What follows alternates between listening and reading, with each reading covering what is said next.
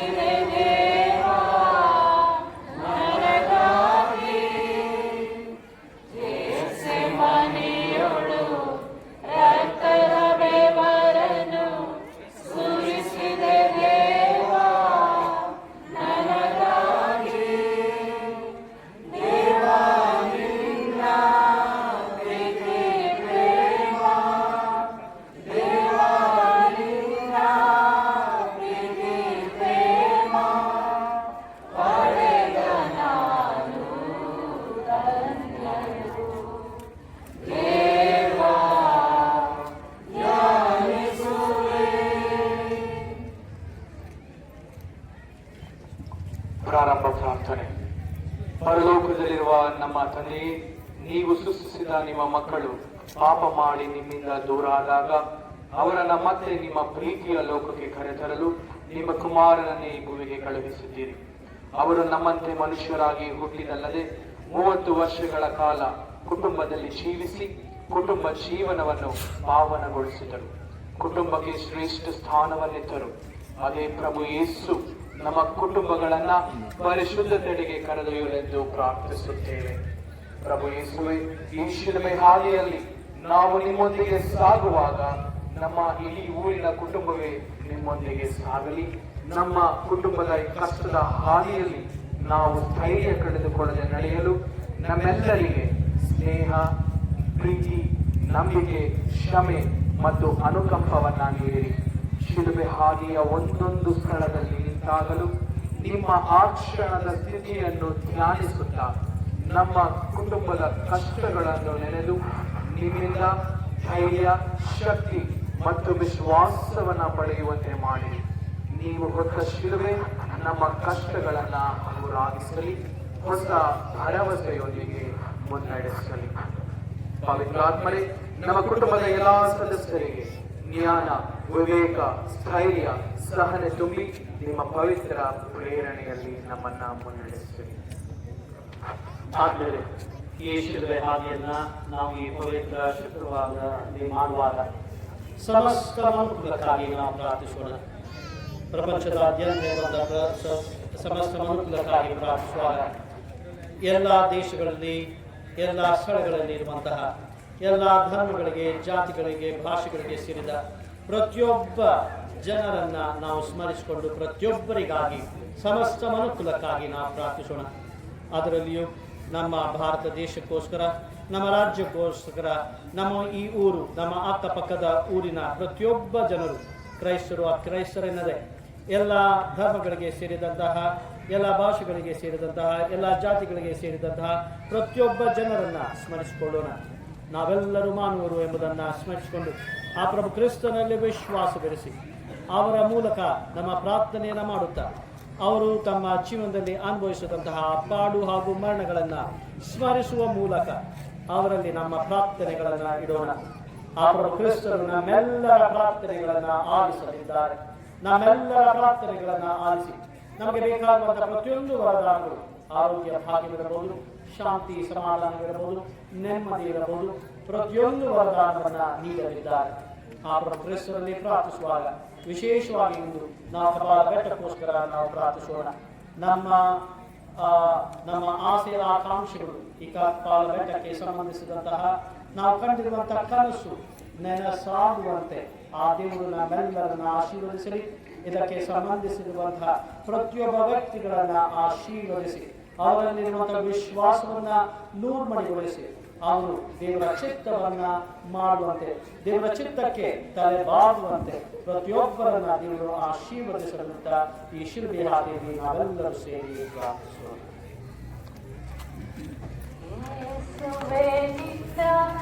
ಪಾಡು ಮರಣ ಧ್ಯಾನಿಸಿ ನಿಂತಿರುವೆ, ಮನುಜನ ಪಾಪದಿ ಮುಕ್ತಿಯ ನೀಡಲು ಎಲ್ಲವ ಸಹಿಸಿರುವೆ. ಯೇಸುವೇ ಯೇಸುವೇ ನಮ್ಮನ್ನು ರಕ್ಷಿಸಿ. ಯೇಸುವೇ ಯೇಸುವೇ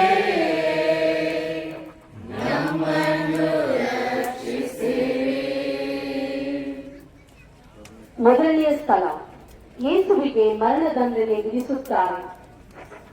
ಸ್ವಾಮಿ ಯೇಸುವೇ, ನಿಮ್ಮನ್ನು ಆರಾಧಿಸಿ ನಿಮಗೆ ಮೇಲಿನ ಕೃತಜ್ಞತೆಯನ್ನು ಸಲ್ಲಿಸುತ್ತೇವೆ, ಏಕೆಂದರೆ ನಿಮ್ಮ ಪವಿತ್ರ ಶಿಲುಬೆಯಿಂದ ಲೋಕವನ್ನು ರಕ್ಷಿಸಿದ್ದೀರಿ. ಪ್ರಭುವಿಗೆ ಮರಣದಂಡನೆ ವಿಧಿಸಲಾಗುತ್ತದೆ. ಈ ಮರಣದಂಡನೆಗೆ ಬಲವಾದ ಆರೋಪಗಳು ಇಲ್ಲದಿದ್ದರೂ ಕಾರಣಗಳಂತೂ ಇದ್ದವು. ಅವರವರಿಗೆ ಅವರವರದ್ದೇ ಕಾರಣಗಳು. ಅವರ ಪ್ರಕಾರ ಆತ ಸಮಾಜದ ಒಳಿತಿಗಾಗಿ ಸಾಯಬೇಕಿತ್ತು. ಆತನ ಪ್ರಕಾರ ಆತ ಜನತೆಯ ಉದ್ಧಾರಕ್ಕಾಗಿ ತನ್ನನ್ನೇ ಅರ್ಪಿಸಿಕೊಳ್ಳಬೇಕಿತ್ತು. ಕಾರಣಗಳೇನೇ ಇರಲಿ, ಆತನ ಸಾವು ಮಾತ್ರ ಅಸಹಜವಾಗಿತ್ತು. ಆರೋಪಗಳು ನಿರಾಧಾರವಾಗಿದ್ದವು. ಆದರೆ ಅವರಿಗೆ ಅವರದ್ದೇ ಕಾರಣಗಳಿರುವುದರಿಂದ ಆರೋಪಗಳಿಗೆ ಆಧಾರಗಳೇ ಬೇಕಿರಲಿಲ್ಲ. ಅವರ ಆರೋಪಗಳೇ ತೀರ್ಪುಗಳಾಗಬೇಕು ಎಂದು ಒತ್ತಾಯಿಸಿದರು. ಆಗ ಕೂಡ ಯಾರೂ ಬಲವಂತಕ್ಕೆ ನ್ಯಾಯಸ್ಥಾನಕ್ಕೆ ಬಂದಿರಲಿಲ್ಲ. ತನ್ನನ್ನೇ ಅರ್ಪಿಸಿಕೊಳ್ಳಲು ಬಂದಿದ್ದರು. ಪ್ರೀತಿಗಾಗಿ ಈ ಪ್ರಾಣಾರ್ಪಣೆಯಾಗಬೇಕಿತ್ತು. ಚಿಂತನೆ. ನಮ್ಮ ಕುಟುಂಬಗಳಲ್ಲಿ ಕೆಲವರು ಸಾಯುವ ಬಗ್ಗೆ ಯೋಚಿಸುತ್ತಾರೆ. ಹುತಾತ್ಮರಾಗಬೇಕೆಂದಲ್ಲ, ಸಾಯುವ ಇಚ್ಛೆಯಿಂದ ಅಲ್ಲೂ ಅಲ್ಲ. ಪ್ರೀತಿ ಇಲ್ಲದ ಬದುಕು ಯಾಕೆ ಬೇಕು? ಅದಕ್ಕಿಂತ ಸಾವೇ ಲೇಸು ಎಂಬ ಕಾರಣಕ್ಕಾಗಿ. ಮನೆಯಲ್ಲಿ ಅಪಾರ್ಥಗಳು, ಏಕಾಂತ, ತಿರಸ್ಕಾರ, ಮತ್ತೆ ಮತ್ತೆ ಕಾಡುವ ಸೋಲು, ನಿರುದ್ಯೋಗ ಮುಂತಾದ ಕಾರಣಗಳಿಂದ ಈ ಬದುಕು ಸಾಕೆನಿಸುತ್ತದೆ. ಇಂಥವರಿಗೆ ನಿಜವಾಗಿ ಬೇಕಾಗಿರುವುದು ಸಾವಲ್ಲ, ಕುಟುಂಬದವರ ಪ್ರೀತಿ ಮತ್ತು ಸಮಾಜದ ಅನುಕಂಪ. ಪ್ರಾರ್ಥನೆ. ಪ್ರಭು ಯೇಸುವೆ, ಪ್ರೀತಿಗಾಗಿ ನೀವು ಶಿಲುಬೆಗೇರಿದರೆ ಪ್ರೀತಿ ಇಲ್ಲದ ಸಮಾಜ ನಿಮಗೆ ಮರಣದಂಡನೆ ವಿಧಿಸುತ್ತದೆ. ನಮ್ಮ ಕುಟುಂಬದ ಯಾರೊಬ್ಬರು ಪ್ರೀತಿಯಿಂದ ತಿರಸ್ಕೃತರಾಗದಂತೆ, ನಿರ್ಲಕ್ಷ್ಯಕ್ಕೆ ಒಳಗಾಗದಂತೆ ಕಾಪಾಡಿರಿ. ನಮ್ಮ ಪ್ರೀತಿ ಸೋತಾಗ ನಿಮ್ಮ ಪ್ರೀತಿ ನಮ್ಮನ್ನು ಶಾಶ್ವತವಾಗಿ ಬಂಧಿಸಿದೆ. ನಮ್ಮ ಮೇಲೆ ಜಯ ತೋರೆ ಸ್ವಾಮಿ, ನಿಸ್ವಾರ್ಥರ ಆತ್ಮಗಳು ಸರ್ವೇಶ್ವರನ ಕೃಪೆಯಿಂದ ಸಮಾಧಾನದಲ್ಲಿ ವಿಶ್ರಾಮಿಸುತ್ತಾರೆ.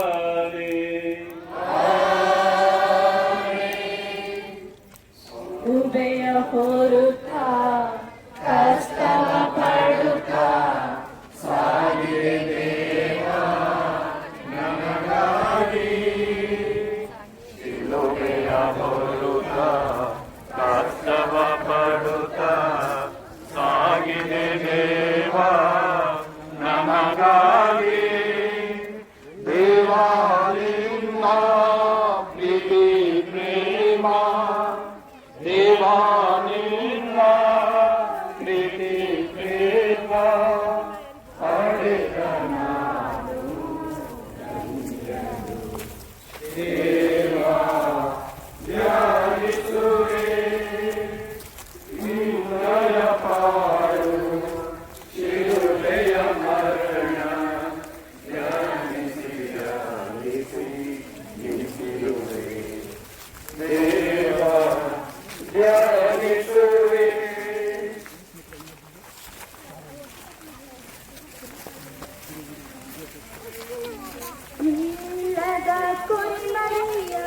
ಮರಣಕ್ಕೆ ಸಿಕ್ಕಿಸಿದರೋ. ಶಿಲುಬೆಯ ಹೆಗಲಲ್ಲಿ ಹೊತ್ತಿರುವ ಯೇಸು ಮೌನದಿ ಸಾಗಿದನು.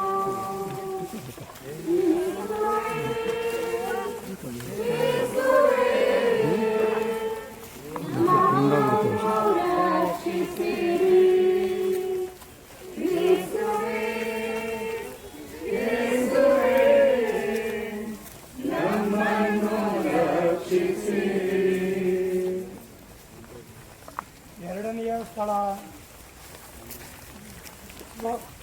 ಯೇಸು ಶಿಲುಬೆ ಹೊತ್ತು ನಡೆಯುತ್ತಾರೆ. ಸ್ವಾಮಿ ಹೆಸರು ನಿಮ್ಮನ್ನು ಆರಾಧನೆ ನಮಸ್ಕರಿಸಿ ನಿಮಗೆ ಮೇಲೆ ಸ್ತೋತ್ರ ಮಾಡುತ್ತಿದ್ದೇವೆ.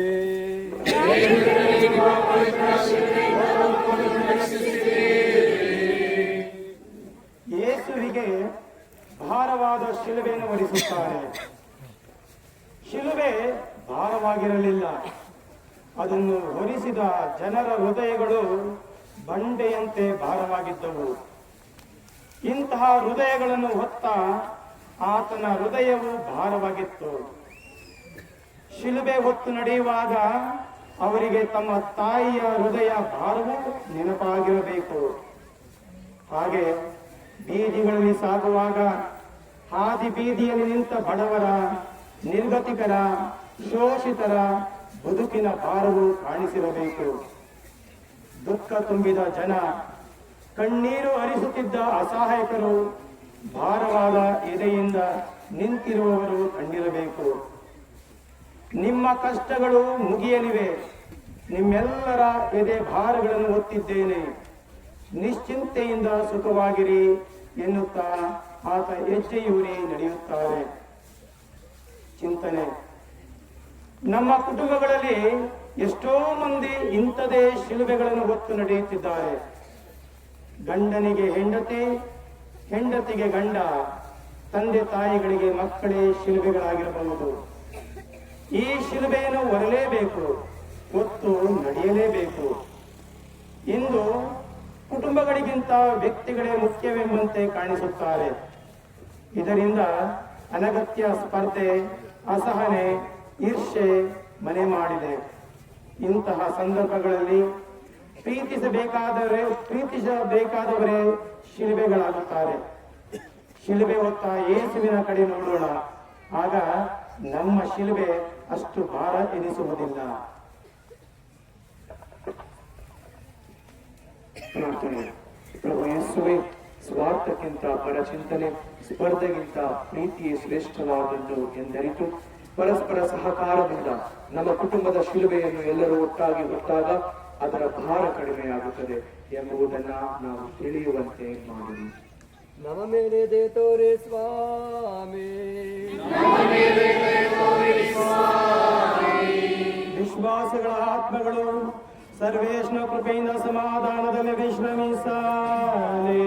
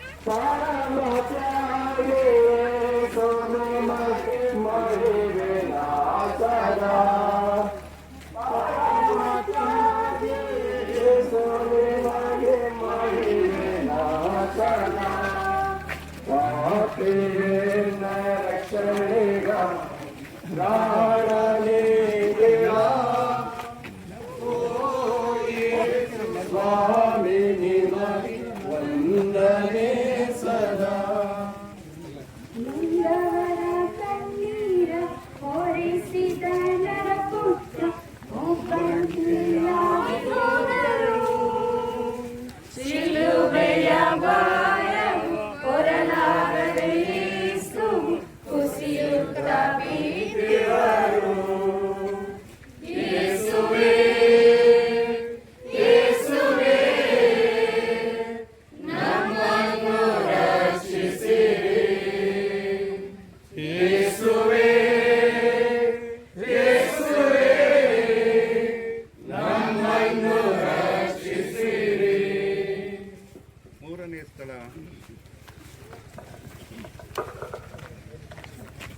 ಯೇಸು ಮೊದಲನೇ ಸಲ ಬಿಡುತ್ತಾರೆ. ಸ್ವಾಮಿ ಯೇಸುವೆ, ನಿಮ್ಮನ್ನು ಆರಾಧಿಸಿ ನಮಸ್ಕರಿಸಿ ನಿಮಗೆ ಕೃತಜ್ಞತಾಸ್ತೋತ್ರವನ್ನು ಸಲ್ಲಿಸುತ್ತಿದ್ದೇವೆ. ಏಕೆಂದರೆ ನಿಮ್ಮ ಪವಿತ್ರ ಶಿಲುಬೆಯಿಂದ ಲೋಕವನ್ನು ರಕ್ಷಿಸಿದ್ದೀರಿ. ಪಾಪದ ಭಾರ ಎಲ್ಲರನ್ನೂ ಕೆಳಗೆ ಬೀಳಿಸುತ್ತದೆ. ಇದು ಎಲ್ಲರ ಪಾಪದ ಭಾರ. ದೇವರಿಂದ ದೂರವಾದ ಜನರ ಪಾಪದ ಭಾರ. ಇಂಥ ಭಾರದಿಂದ ದೇಹ ಕುಸಿದರೂ ಯೇಸು ಶಿಲುಬೆಯನ್ನು ಮಾತ್ರ ಬಿಡಲಿಲ್ಲ. ಶಿಲುಬೆಯನ್ನು ಅಪ್ಪಿಕೊಂಡೇ ನೆಲಕ್ಕೆ ಬಿಡುತ್ತಾರೆ. ಈ ಶಿಲುಬೆ ಅವರಿಗೆ ಬೇಕಿತ್ತೆ. ಇದು ತನ್ನ ತಂದೆಯ ಚಿತ್ತ ಎಂದೇ ಅವರು ಅದನ್ನು ಕೊಡಲು ಮುಂದಾದರು. ಆತ್ಮವೇನು ದೃಢವಾಗಿತ್ತು, ಆದರೆ ದೇಹಕ್ಕೆ ಶಕ್ತಿ ಸಾಲಲಿಲ್ಲ.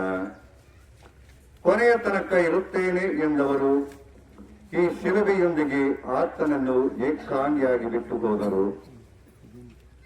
ತನ್ನ ಶುಭ ಸಂದೇಶವನ್ನು ಮುಂದುವರಿಸುವವರು ಯಾರು ಎಂಬ ಹಳುಕು ಆತನಿಗೆ ಬಂದಾಗ ಆತ ಗೆದ್ದರು. ಪಾಪದ ಭಾರಕ್ಕಿಂತ ಆತ್ಮದ ದೃಢತೆ ಬಲವಾಗಿತ್ತು. ಚಿಂತನೆ: ಕುಟುಂಬಗಳಲ್ಲಿ ತಮ್ಮ ಮಕ್ಕಳ ಪಾಪದ ಭಾರದಿಂದ ತಂದೆ ತಾಯಿಯರು ಕುಸಿದು ಹೋಗಿದ್ದಾರೆ. ಹವಾಮಾನ ನಾಚಿಕೆಯಿಂದ ತಲೆ ತಗ್ಗಿಸಿದ್ದಾರೆ.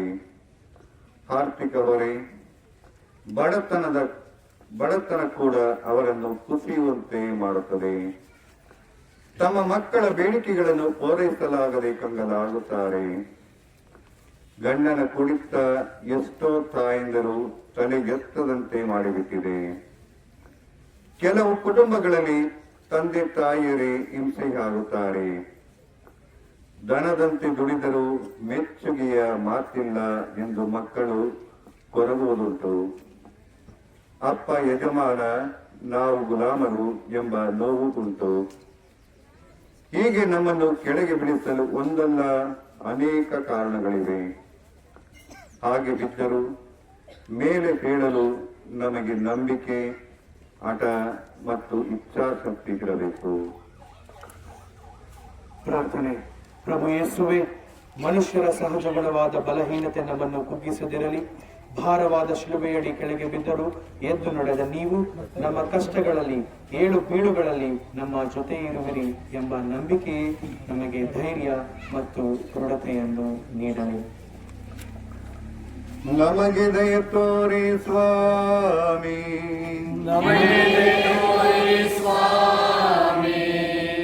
ವಿಶ್ವಾಸಿಗಳ ಆತ್ಮಗಳು ಸರ್ವೇಶ್ವರನ ಕೃಪೆಯಿಂದ ಸಮಾಧಾನದಲ್ಲಿ ವಿಶ್ರಮಿಸಲಿ.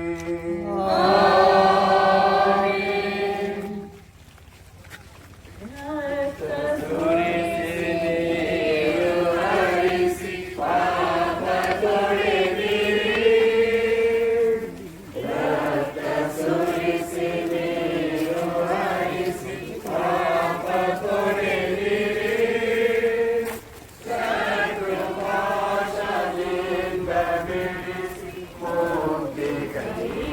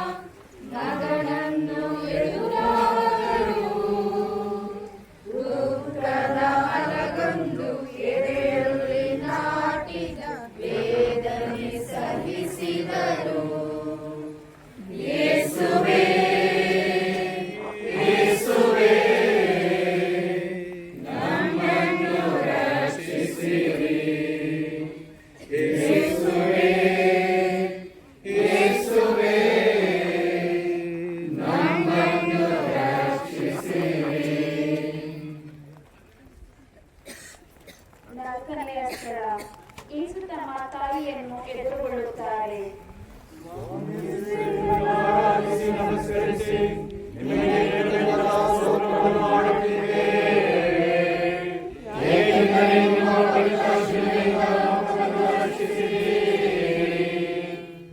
ತಾನು ಹೆತ್ತ ಮಗು, ತನ್ನ ಕೈಯಲ್ಲಿ ಬೆಳೆದು ಬಂದವನು, ಇಡೀ ಜಗತ್ತಿಗೆ ಬೆಳಕಾಗಬೇಕಾಗಿದ್ದವನು, ಈಗ ಶಿಲುಬೆ ಹೊತ್ತು ದೊಡ್ಡ ಅಪರಾಧಿಯಾಗಿ ಎದುರಿಗೆ ಬಂದಾಗ ಆ ತಾಯಿಗೆ ಎಂತಹ ಆಘಾತವಾಗಿರಬೇಕು. ಅವರಿಬ್ಬರ ದೃಷ್ಟಿ ಪರಸ್ಪರ ಕೂಡಿದಾಗ ಅವರ ಮನಸ್ಸುಗಳಲ್ಲಿ ಯಾವ ಭಾವನೆ ಮೂಡಿರಬೇಕು? ಅಮ್ಮ, ನಾ ನಿರಪರಾಧಿ, ಈ ಶಿಲುಬೆ ಹೊತ್ತಿರುವುದು ನನ್ನ ಜನರಿಗಾಗಿ ಎಂದು ಆತನ ಮನಸ್ಸು ಹೇಳಿರಬಹುದೇ?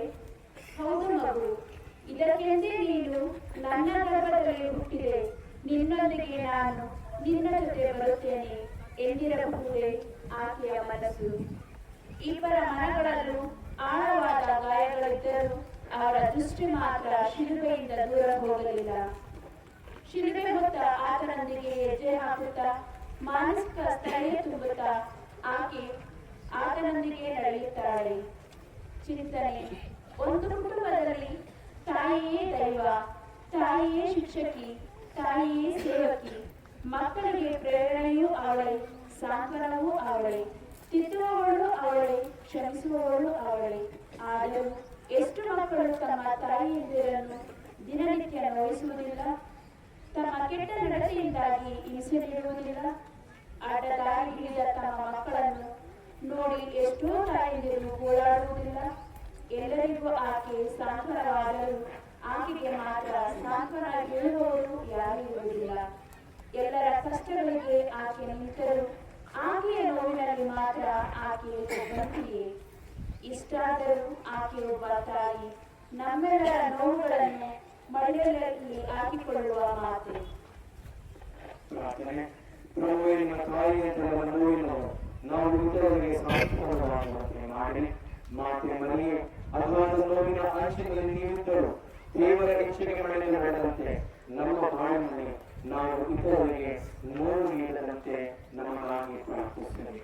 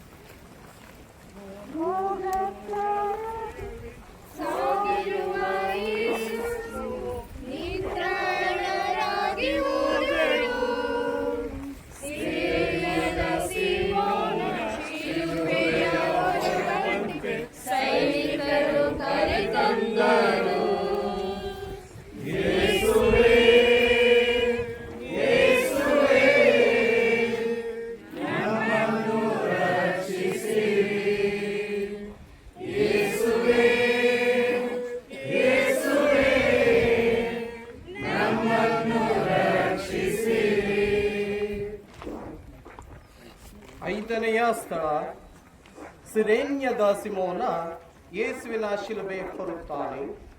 ಸ್ವಾಮಿ ಯೇಸುವೆ, ನಿಮ್ಮನ್ನು ಆರಾಧಿಸಿ ನಮಸ್ಕರಿಸಿ ನಿಮಗೆ ಕೃತಜ್ಞತಾ ಸ್ತೋತ್ರವನ್ನು ಮಾಡುತ್ತಿದ್ದೇವೆ.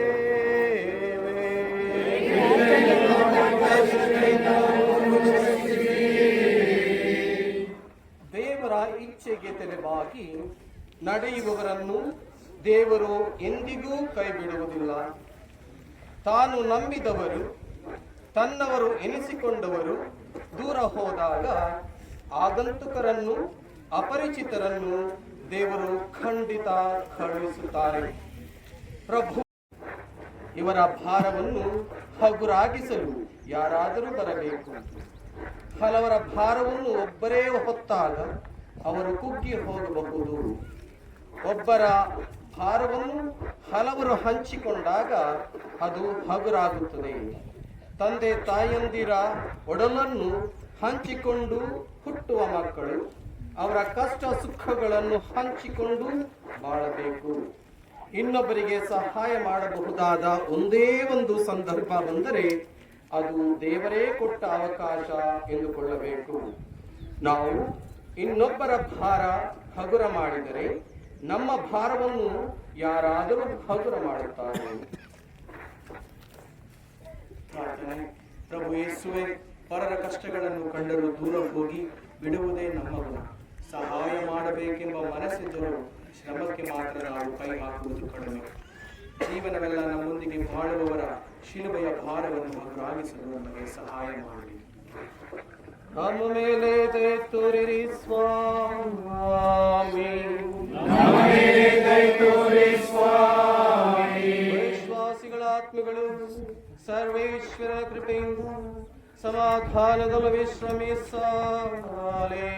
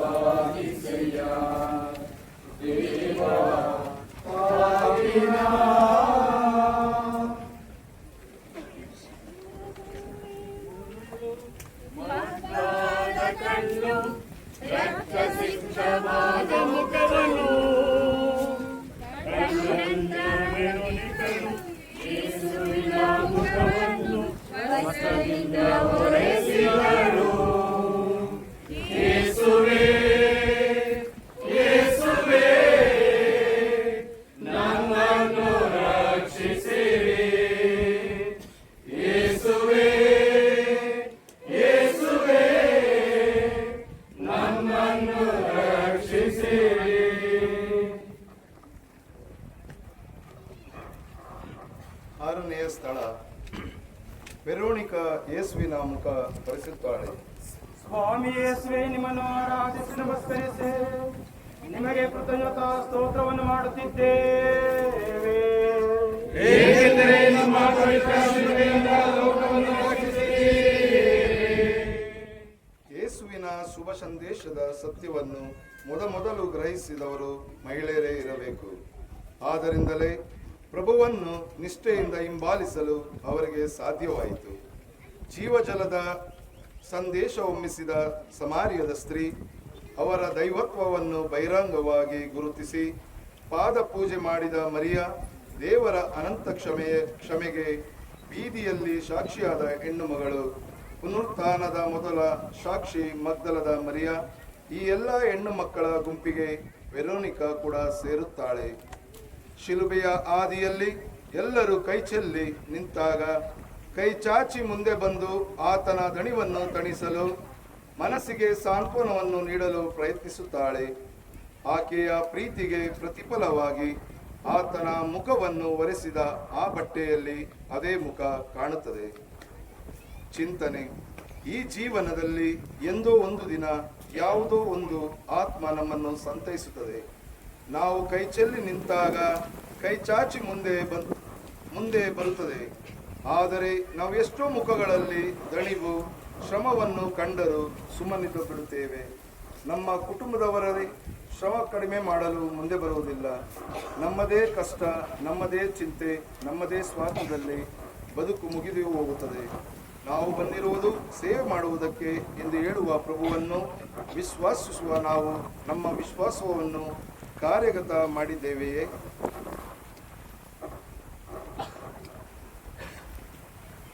ಪ್ರಾರ್ಥನೆ.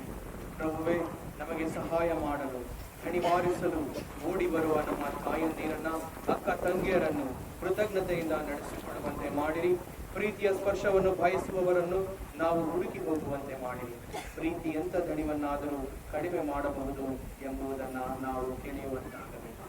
ನಮ್ಮ ಮೇಲೆ ದಯೆ ತೋರಿ ಸ್ವಾಮಿ, ನಮ್ಮ ಮೇಲೆ ದಯೆ ತೋರಿ ಸ್ವಾಮಿ. ವಿಶ್ವಾಸಿಗಳ ಆತ್ಮಗಳು ಸರ್ವೇಶ್ವರನ ಕೃಪೆಯಿಂದ ಸಮಾಧಾನದಲ್ಲಿ ವಿಶ್ರಮಿಸದೆ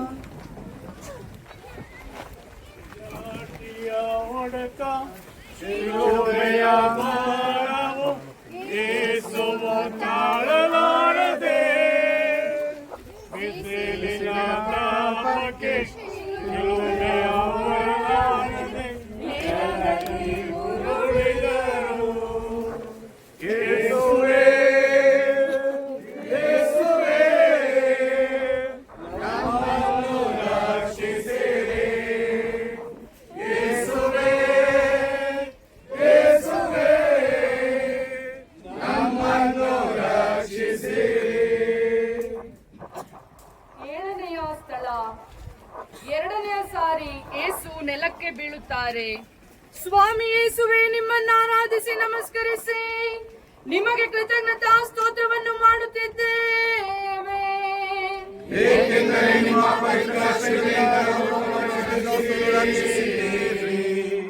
ಪ್ರಭು ಯೇಸು ಎಷ್ಟು ಮಂದಿಗೆ ಬದುಕು ಕೊಟ್ಟಿಲ್ಲ, ಒಬ್ಬರಿಗೆ ನೆರವು ನೀಡುವುದೇ ನಿಜವಾದ ಧರ್ಮ ಎಂದರು.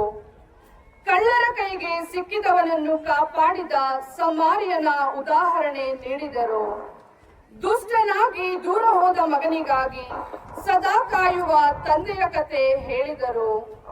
ವ್ಯಭಿಚಾರದಲ್ಲಿ ಅಪರಾಧಿಯಾಗಿ ಕಲ್ಲೇಟು ತಿನ್ನಲು ಅಸಹಾಯಕಳಾಗಿ ನಿಂತಿದ್ದ ಸ್ತ್ರೀಯನ್ನು ಎದ್ದು ಹೋಗು ಮಗಳೇ ಎಂದರು. ಸತ್ತ ಲಾಜರನನ್ನು ಎಬ್ಬಿಸಿದರು.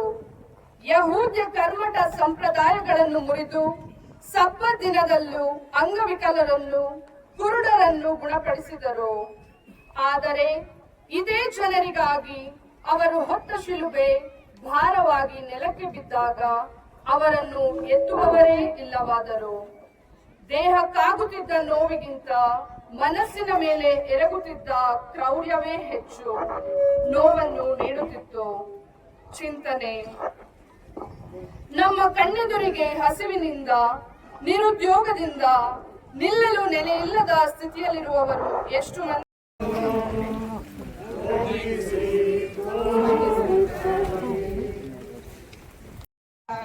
ಆತ ಅನುಕಂಪದಿಂದ ನಡೆಯುತ್ತಿದ್ದರು.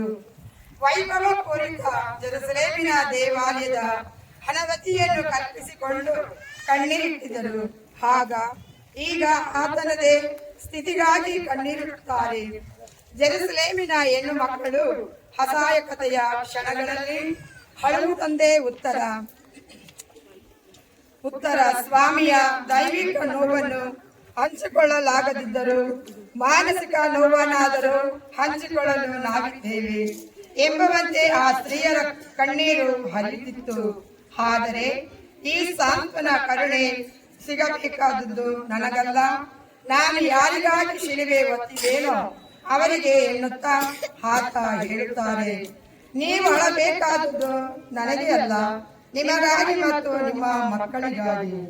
ಚಿಂತನೆ: ಪರರ ಮನೆಯಲ್ಲಿ ಸಕಾರಿ ಮಾಡಿ ತಮ್ಮ ಮಕ್ಕಳನ್ನು ಓದಿಸುವ ತಾಯಂದಿರು ಆ ಮಕ್ಕಳು ಓದದೆ ಫೇಲಾದಾಗ ಗಳಗಳನೆ ಅಳುವುದನ್ನು ಬಿಟ್ಟು ಬೇರೇನು ಮಾಡಲು ಸಾಧ್ಯ? ತಮ್ಮ ಮಕ್ಕಳು ತಮ್ಮೆದುರೇ ಹಾಳಾಗುವುದನ್ನು ನೋಡುವಾಗ ಇನ್ನು ಅವರನ್ನು ತಿದ್ದಲು ಸಾಧ್ಯವೇ ಇಲ್ಲ ಎನಿಸಿದಾಗ ತಂದೆ ತಾಯಿಗಳು ಅಳುವುದನ್ನು ಬಿಟ್ಟು ಇನ್ನೇನು ಮಾಡಲು ಸಾಧ್ಯ? ಕೆಲವು ಸಂದರ್ಭಗಳಲ್ಲಿ ಯಾವ ತಪ್ಪು ಮಾಡುವ ತಮ್ಮ ಮಕ್ಕಳಿಗೆ ಬಂದ ದುರ್ಗತಿ ನೋಡಿ ತಂದೆ ತಾಯಿಗಳು ಹಳದೆ ಇನ್ನೇನು ಮಾಡಿಯಾರು. ಈ ಅಳು ಮಿತಿ ಮೀರಿದಾಗ ತನ್ನ ಮಕ್ಕಳೊಂದಿಗೆ ತನ್ನನ್ನು ಕೊಂದುಕೊಂಡ ಆ ಅಳು ಮಿತಿ ಮೀರಿದ ತಾಯಂದಿರು ನಮ್ಮ ನಡುವೆ ಇಲ್ಲವೇ? ಇಂಥ ಸಂದರ್ಭಗಳಲ್ಲಿ ಪ್ರಭು ಯೇಸುವೇ ನಮಗೆಲ್ಲ ಇರುವ ಏಕೈಕ ಸಾಂತ್ವನ. ಪ್ರಾರ್ಥನೆ. ಪ್ರಭು ಯೇಸುವೆ, ದಂಪತಿಗಳು ವಿವಾಹ ಸಂದರ್ಭದಲ್ಲಿ ನೀಡುವ ವಚನಗಳನ್ನು, ಮಕ್ಕಳ ಬಗೆಗಿನ ಜವಾಬ್ದಾರಿಗಳನ್ನು ಯಾವಾಗಲೂ ನೆನಪಿನಲ್ಲಿ ಇಟ್ಟುಕೊಳ್ಳುವಂತೆ ಮಾಡಿರಿ. ಈ ಕರ್ತವ್ಯದಲ್ಲಿ ಸೋತಾಗ ತಕ್ಷಣ ಎಚ್ಚೆತ್ತು ತಮ್ಮ ಜವಾಬ್ದಾರಿಗಳನ್ನು ಅರಿಯುವಂತೆ ಮಾಡಿರಿ. ನಮ್ಮ ಮೇಲೆ ದಯೆ ತೋರಿ ಸ್ವಾಮಿ. ವಿಶ್ವಾಸಿಗಳ ಆತ್ಮಗಳು ಸರ್ವೇಶ್ವರನ ಕೃಪೆಯಿಂದ ಸಮಾಧಾನದಲ್ಲಿ ವಿಶ್ರಮಿಸಲಿ.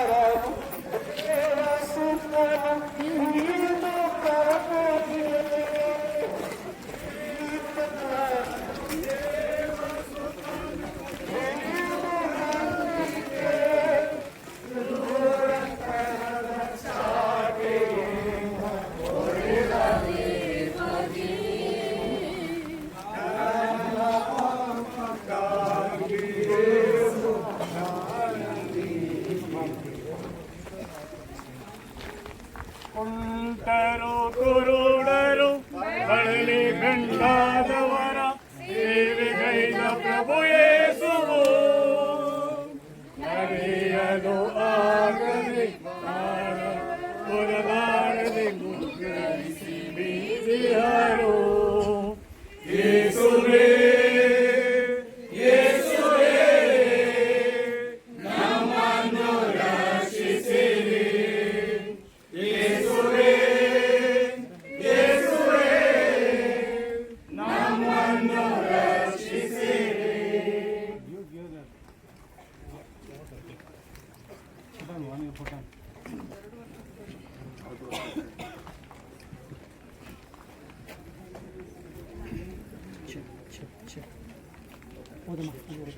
ಒಂಬತ್ತನೆಯ ಸ್ಥಳ ಯೇಸು ಮೂರನೇ ಸಾರಿ ನೆಲಕ್ಕೆ ಬೀಳುತ್ತಾರೆ.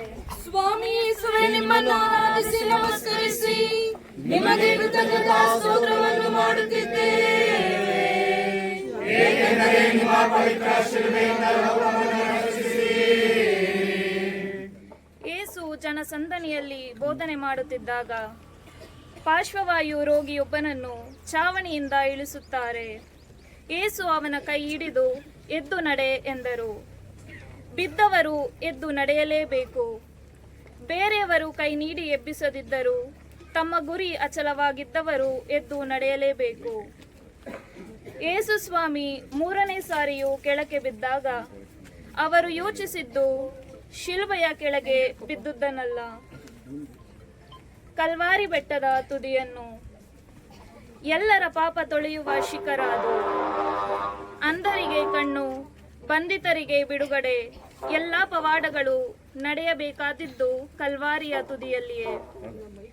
ಆ ಗುರಿ ತಲುಪಲೆಂದೇ ತಾನು ಶಿಲುಬೆ ಹೊತ್ತಿದ್ದು.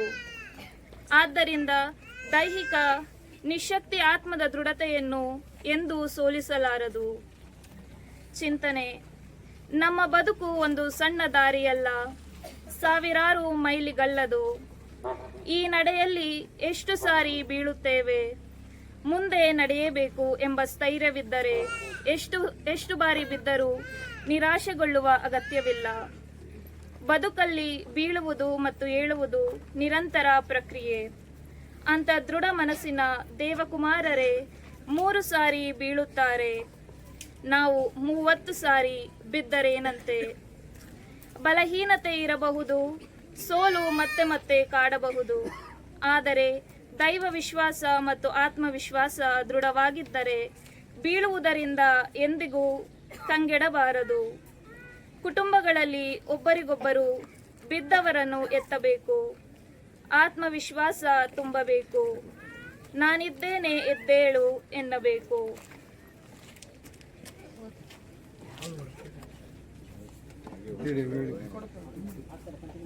ಪ್ರಾರ್ಥನೆ. ಪ್ರಭು ಯೇಸುವೆ, ನಮ್ಮದೇ ಬಲಹೀನತೆಗಳಿಂದ ಕೆಳಗೆ ಬಿದ್ದರೆ ಮತ್ತೆ ಏಳಬಹುದು. ಆದರೆ ದೈವ ವಿಶ್ವಾಸದಲ್ಲಿ ನಾವೆಂದು ಬೀಳದಂತೆ ಕಾಪಾಡಿರಿ. ಪವಿತ್ರಾತ್ಮರು ಈ ದೈವವರ ಪ್ರಸಾದವನ್ನು ಮತ್ತು ಆತ್ಮವಿಶ್ವಾಸವನ್ನು ಸದಾ ತುಂಬಿ ನಮ್ಮನ್ನು ಮುನ್ನಡೆಸಲಿ. ನಮ್ಮ ಮೇಲೆ ದಯೆ ತೋರಿರಿ ಸ್ವಾಮಿ,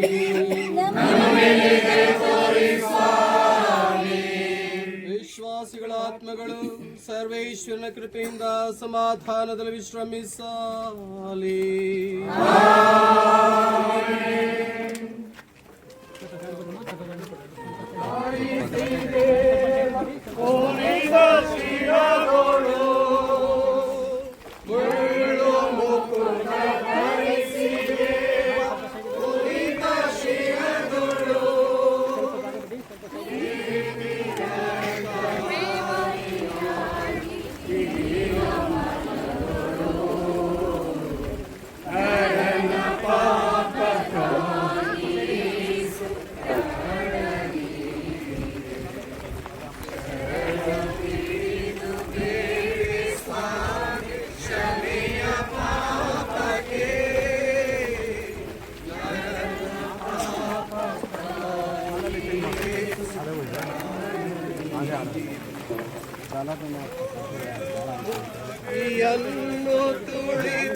ಘೋರ ಕಷ್ಟ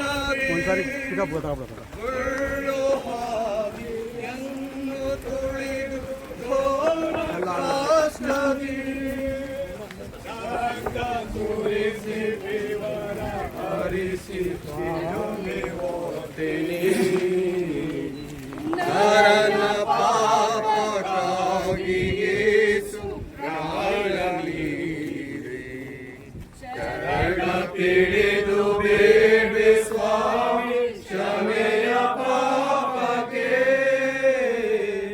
ನರನ ಪಾಪಕ್ಕಾಗಿ ಯೇಸು ಪ್ರಾಣ ನೀಡಿ ಕ್ರೂರತೆ ಸೈನಿಕರು ಯೇಸುವಿನ ಬಂಡೆಗಳ ಕಳಚಿದರು.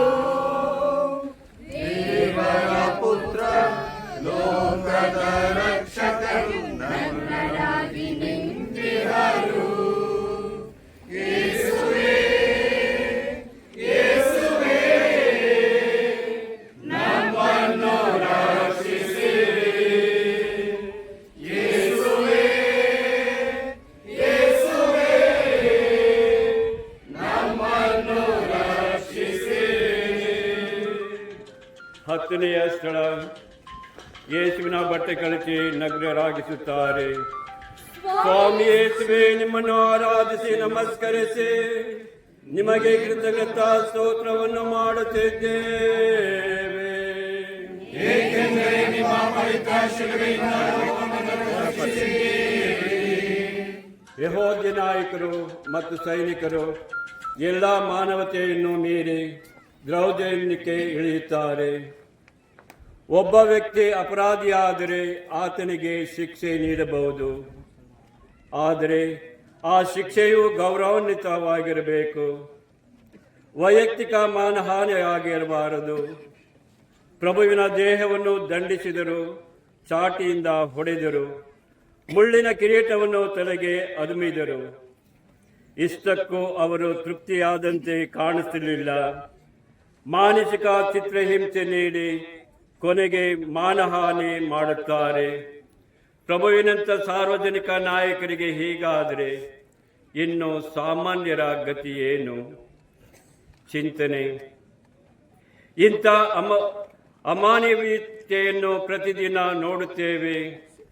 ಮೃತದೇಹದ ಮೇಲೂ ಲೈಂಗಿಕ ಹಲ್ಲೆ ನಡೆಸುವುದು, ಲೈಂಗಿಕ ಹಲ್ಲೆಯಾದ ಮೇಲೂ ಚಿತ್ರಹಿಂಸೆ ನೀಡುವುದು, ಇವೆಲ್ಲ ಸಾಮಾನ್ಯ ಘಟನೆಗಳಿಗಾಗಿ ಹೋಗಿವೆ. ಶಾಲೆಗಳಲ್ಲಿ, ಕಾರ್ಖಾನೆಗಳಲ್ಲಿ, ಗಾರ್ಮೆಂಟ್ ಕಂಪನಿಗಳಲ್ಲಿ ಹೆಣ್ಣು ಮಕ್ಕಳನ್ನು ಲೈಂಗಿಕವಾಗಿ ದುರುಪಯೋಗಪಡಿಸಿಕೊಳ್ಳುವುದು ಸಾಮಾನ್ಯವಾಗಿದೆ. ಲೈಂಗಿಕವಾಗಿ ದುರುಪಯೋಗಪಡಿಸಿಕೊಳ್ಳಲು ಸಾಧ್ಯವಾಗದಾಗ ಕ್ಷುಲ್ಲಕ ಕಾರಣ ಒಡ್ಡಿ ಬಹಿರಂಗವಾಗಿ ಅವಮಾನಪಡಿಸುವುದು ನಡೆಯುತ್ತಲೇ ಇವೆ. ನಮ್ಮ ಕುಟುಂಬಗಳಲ್ಲೂ ಇಂಥ ಕಿರುಕುಳಗಳು, ಬಹಿರಂಗ ಅವಮಾನಗಳು ನಡೆದು ಹೋಗುತ್ತವೆ. ಕೆಲವೊಮ್ಮೆ ನಮ್ಮ ತಪ್ಪುಗಳಿಂದ, ಕೆಲವೊಮ್ಮೆ ವೈಯಕ್ತಿಕ ಸೇಡಿನ ಕಾರಣಗಳಿಗಾಗಿ. ಆದರೆ ನೈತಿಕತೆ ಮತ್ತು ಆತ್ಮಸ್ಥೈರ್ಯ ಗಟ್ಟಿಯಾಗಿದ್ದಲ್ಲಿ ಇಂಥ ಅವಮಾನಗಳಿಗೆ ಹೆದರುವ ಅಗತ್ಯವಿಲ್ಲ, ಕುಗ್ಗಿ ಹೋಗಬೇಕಾಗಿಲ್ಲ. ಪ್ರಾರ್ಥನೆ. ಪ್ರಭು ಯೇಸುವೆ, ದೈಹಿಕ ನೋವು ಗುಣವಾದ ಮಾನಸಿಕ ನೋವು ಕಾಡುತ್ತದೆ. ಇಂಥ ನೋವುಗಳನ್ನು ಸಹಿಸಿಕೊಳ್ಳುವ ಗಟ್ಟಿ ಮನಸ್ಸನ್ನ ನೀಡಿರಿ. ನಾವು ಇಂದಿಗೂ ಇತರರ ಮಾನಹಾನಿಗೆ ಕಾರಣವಾಗುವುದಂತೆ, ಇತರರನ್ನು ಅನಗತ್ಯವಾಗಿ ನೋಯಿಸದಂತೆ ಮಾಡಿರಿ. ನಮ್ಮ ಮೇಲೆ ದಯೆ ತೋರೆ ಸ್ವಾಮಿ. ವಿಶ್ವಾಸಿಗಳ ಆತ್ಮಗಳು ಸರ್ವೇಶ್ವರನ ಕೃಪೆಯಿಂದ ಸಮಾಧಾನದಲ್ಲಿ ವಿಶ್ರಾಮಿಸಲಿ.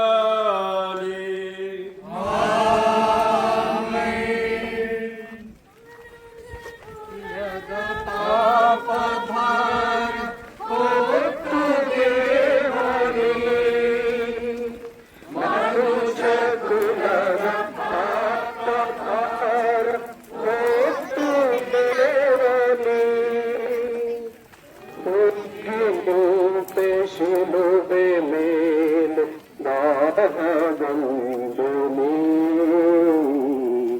ನರನ ಪಾಪಕ್ಕಾಗಿಯೇ ಪ್ರಾಣನಿಗೆ ಚರಣ ಪಿಡಿ ದೇವ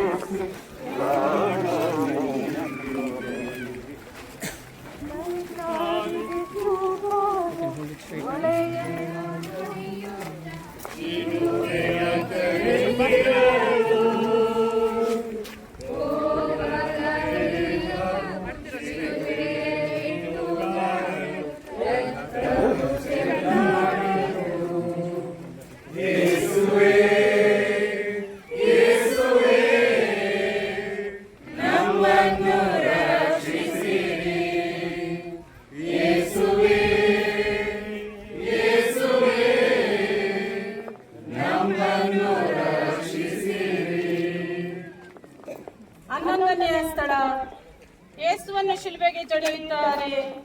ಸ್ವಾಮಿ ಯೇಸುವೆ, ನಿಮ್ಮನ್ನು ಆರಾಧಿಸಿ ನಮಸ್ಕರಿಸಿ ನಿಮಗೆ ಕೃತಜ್ಞತಾ ಸ್ತೋತ್ರವನ್ನು ಮಾಡುತ್ತಿದ್ದೇವೆ.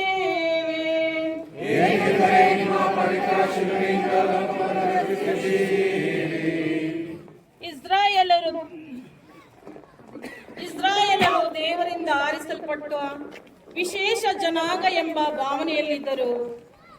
ಮುಂದೆ ಈ ಭಾವನೆ ಅಹಂಕಾರಕ್ಕೆ ತಿರುಗಿ ಪರಿಣಾಮವಾಗಿ ಅವರ ಪ್ರೀತಿ ಮತ್ತು ಕರ್ಮದ ಆಚರಣೆಗಳಾದವು. ಈ ಕರ್ಮದ ಸಂಪ್ರದಾಯಗಳಿಗೆ ಯೇಸು ಎಂದು ತಲೆಬಾಗಲಿಲ್ಲ. ಈ ಕಾರಣಕ್ಕೆ ಜನರ ಮುಂದೆ ತಲೆಬಾಗದ ಅವರನ್ನು ಶಿಲುಬೆಯಲ್ಲಿ ತಲೆಬಾಗುವಂತೆ ಮಾಡಿದರು. ಆದರೂ ಅದೇ ಶಿಲುಬೆಯ ಕೆಳಗೆ ನಿಂತಿದ್ದ ಆ ಜನರನ್ನು ನೋಡುತ್ತಾ ಪ್ರಭು ಆ ಕ್ಷಣದಲ್ಲೂ ಅವರಿಗಾಗಿ ಪ್ರಾರ್ಥಿಸುತ್ತಾರೆ. ತಂದೆಯೇ, ಇವರನ್ನು ಕ್ಷಮಿಸು. ತಂದೆಯೇನೋ ಇವರನ್ನು ಕ್ಷಮಿಸಬಹುದು, ಆದರೆ ಆ ಹೃದಯಗಳು ಕರಗುವುದು ಎಂದು ತಾನು ಹರಿಯುವ ಬಿಸಿ ನೆತ್ತರೆ ಈ ಎದೆಗಳನ್ನು ಕರಗಿಸಬೇಕು. ಚಿಂತನೆ: ಕುಟುಂಬದಲ್ಲಿ ದೈಹಿಕ ಹಿಂಸೆ ಕಡಿಮೆ ಇರಬಹುದು, ಆದರೆ ಮಾತಿನಿಂದ, ಮೌನದಿಂದ ಮಾನಸಿಕವಾಗಿ ಅನೇಕರನ್ನು ಚುಚ್ಚಿ ಅವರನ್ನು ಶಿಲುಬೆಗೆ ಜಡಿದು ಬಿಡುತ್ತೇವೆ. ನಾವು ಮಾಡಿದ್ದು ತಪ್ಪು ಎನಿಸಿದಾಗಲೂ ಕಿಂಚಿತ್ತಾದರೂ ಪಶ್ಚಾತ್ತಾಪ ನಮ್ಮಲ್ಲಿ ಮಾಡುವುದೂ ಇಲ್ಲ. ಪಶ್ಚಾತ್ತಾಪ ಮಾಡಿದರೂ ಮಾಡಿದ ತಪ್ಪಿಗಾಗಿ ಕ್ಷಮೆ ಕೇಳಬೇಕು ಎನಿಸುವುದೂ ಇಲ್ಲ. ಕ್ಷಮೆ ಕೇಳಲು ಬಂದವರನ್ನು ನಾವು ಕ್ಷಮಿಸುವುದೂ ಇಲ್ಲ. ಇಂದು ನಮ್ಮ ಕುಟುಂಬಗಳಲ್ಲಿ ಆಂತರಿಕ ಕಲಹ, ಪತಿ ಪತ್ನಿಯರ ನಡುವೆ ಸಂಶಯ, ತಂದೆ ತಾಯಿಗಳ ಮತ್ತು ಮಕ್ಕಳ ನಡುವೆ ವೈಷಮ್ಯ ಹಂತವಾಗಿ ಬೆಳೆದು ಕುಟುಂಬದ ಸಂತೋಷವೇ ನಾಶವಾಗುತ್ತಿದೆ. ನಮ್ಮ ಕುಟುಂಬಗಳು ಒಡೆದು ಹೋಗಬಾರದು ಎನ್ನುವುದಾದರೆ ಒಬ್ಬರನ್ನೊಬ್ಬರು ಕ್ಷಮಿಸುವ ಮನಸ್ಸು ಇರಬೇಕು. ಪ್ರಾರ್ಥನೆ. ಪ್ರಭು ಯೇಸುವೆ, ನೀವು ನಿರಪರಾಧಿಯಾದರೂ ಶಿಲುಬೆಗೆ ಜಡಿಯಲ್ಪಟ್ಟಿರಿ. ಎಷ್ಟೋ ಸಾರಿ ನಿರಪರಾಧಿಗಳಾದ ನಮ್ಮವರನ್ನು ಕಾಯುವವರೇ, ಬಂಧುಗಳೇ ಅಪರಾಧಿಗಳಾಗಿ ಮಾಡಿಬಿಡುತ್ತಾರೆ. ನಾವು ಮಾತ್ರ ಎಂದಿಗೂ ಅಪರಾಧಿಯೊಬ್ಬರನ್ನು ಶಿಲುಬೆಗೇರಿಸುವ ಪ್ರಯತ್ನ ಮಾಡದಂತೆ ನಮ್ಮನ್ನು ಆಶೀರ್ವದಿಸಿರಿ. ನಮಗೆ ದಯೆ ತೋರಿ ಸ್ವಾಮಿ. ವಿಶ್ವಾಸಿಗಳ ಆತ್ಮಗಳು ಸರ್ವೇಶ್ವರನ ಕೃಪೆಯಿಂದ ಸಮಾಧಾನದಲ್ಲಿ ವಿಶ್ರಮಿಸುವುದಾಗಲಿ.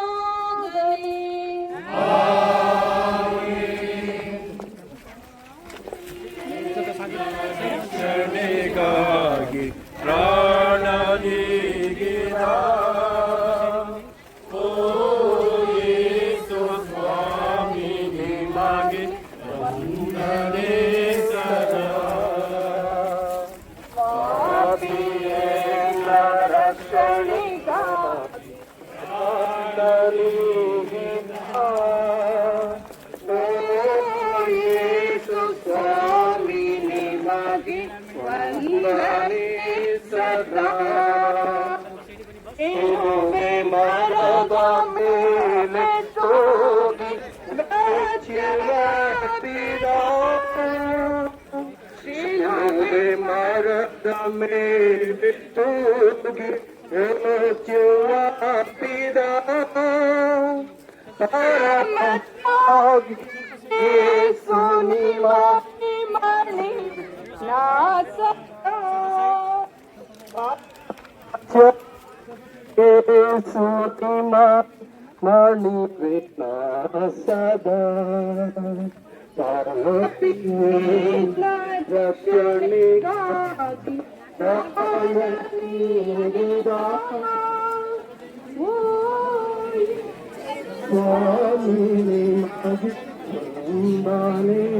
ಸದಾ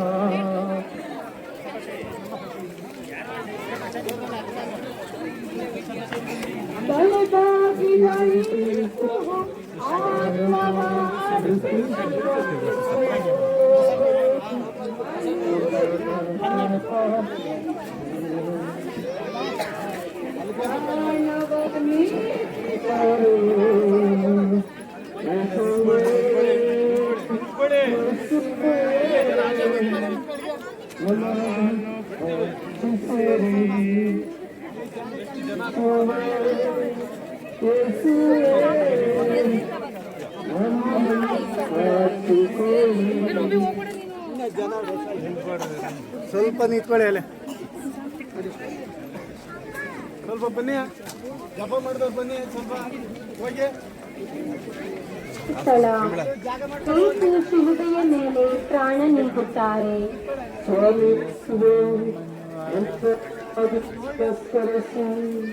ನಮಗೆ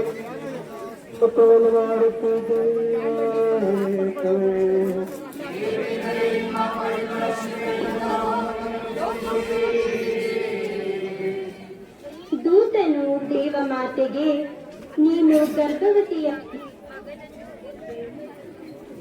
ಎಂದಾಗ ಆಕೆ, ಇದು ಆಗುವುದಾದರೂ ಹೇಗೆ ಎಂದು ಪ್ರಶ್ನಿಸಿದರು. ದೇವರ ಚಿತ್ತಕ್ಕೆ ಮಣಿದು, ಇಗೋ ನಾನು ದೇವರ ದಾಸಿ, ನೀವು ಹೇಳಿದಷ್ಟೇ ಆಗಲಿ ಎಂದರು.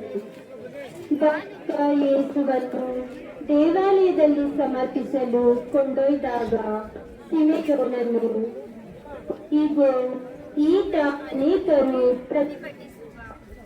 ದೈವ ಸಂಕೇತವಾಗುವನು, ದುಃಖವೆಂಬ ಅಲಗೊಂದು ನಿನ್ನ ಹೃದಯವನ್ನು ಸೀಳುವುದು ಎಂದಿದ್ದರು. ಅದನ್ನು ಕೂಡ ದೇವರ ಚಿತ್ತಕ್ಕೆ ಸ್ವೀಕರಿಸಿದ್ದರು. ತಮ್ಮ ಬೋಧನೆಯ ಸಮಯದಲ್ಲಿ ಯೇಸು ಶಿಷ್ಯರಿಗೆ ಹೇಳಿದ್ದರು, ನರಪುತ್ರನನ್ನು ಮರಣದಂಡನೆಗೆ ಅರ್ಹನೆಂದು ಒಪ್ಪಿಸುವರು, ಅನಂತರ ಕೊಂದು ಹಾಕುವರು. ಅದು ದೇವರ ಚಿತ್ತವಾಗಿತ್ತು. ಇದೇ ದೈವ ಚಿತ್ತಕ್ಕೆ ಮಣಿದು ಯೇಸು ತಲೆಬಾಗಿ ಹೇಳುತ್ತಾರೆ, ತಂದೆಯೇ, ನಿಮ್ಮ ಚಿತ್ತಕ್ಕೆ ಮಣಿದಿದ್ದೇನೆ, ಇಗೋ ನನ್ನ ಆತ್ಮವನ್ನು ನಿಮ್ಮ ಕೈಗೊಪ್ಪಿಸುತ್ತೇನೆ.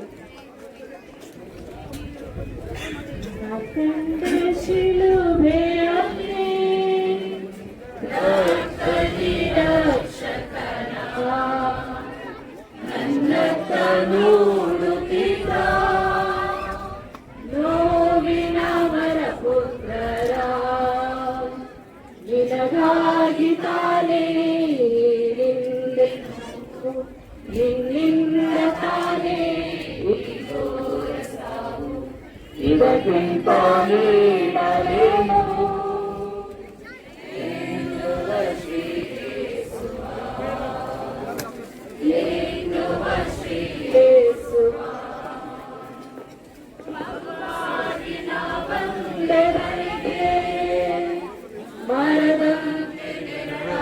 ನಿನಗೆ ಮಾನವಗೆ ನೀ ಜೀವ ಕೊಡಲು ಬಲಿಯಾಗಿ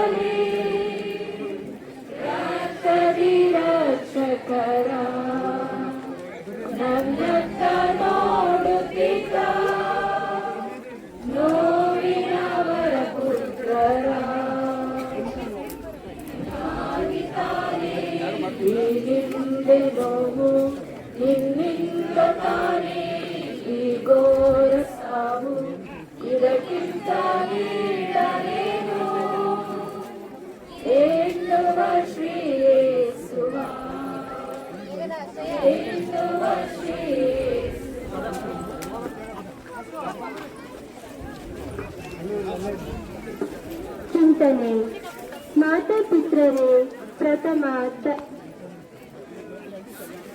ಸಮಾಜ ವಾದಗಿನಿಂದಲೂ ನಂಬಿಕೊಂಡು ಬಂದ ಸತ್ಯ. ಮಕ್ಕಳು ತಮ್ಮ ತಂದೆ ತಾಯಿಯರಿಗೆ ವಿಧೇಯತೆಯ ವಾಗ್ದಾನ ಮಾಡುವುದಿಲ್ಲ ನಿಜ. ಹಾಗೆ ನೋಡಿದರೆ ದೇವರಿಗೂ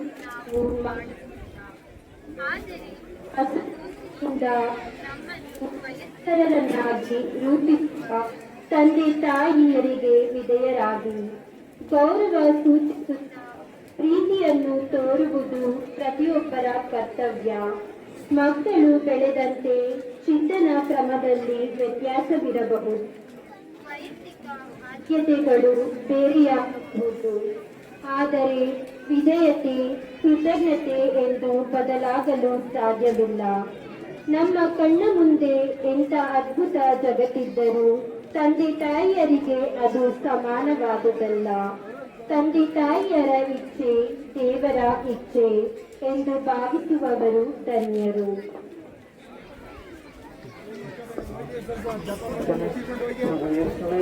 ನೀವು ನಿಮ್ಮ ತಂದೆಯ ಇಚ್ಛೆಗೆ ಹಿಡಿದು ಕೊನೆಯ ತನಕ ಹೃದಯರಾಗಿ ನಡೆಯದಂತೆ ನಾವು ಸಹ